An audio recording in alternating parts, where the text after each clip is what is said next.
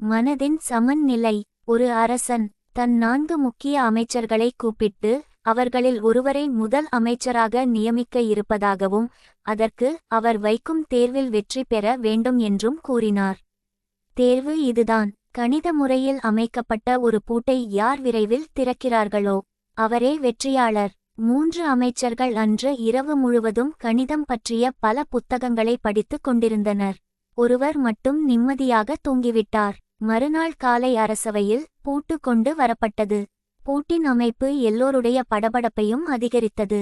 புத்தகங்களை கொண்டு வந்திருந்த 3 அமைச்சர்கள் அவற்றை முன்னும் பின்னும் புரட்டி பார்த்தார்கள். ஆனால் அப்பூட்டை திறக்கும் வழி அவர்களுக்கு தெரியவில்லை.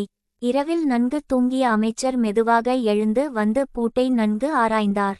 கூர்ந்து கவனித்ததில் பூட்டு பூட்டப்படவே இல்லை என்பது அவருக்கு புலனாயிற்று.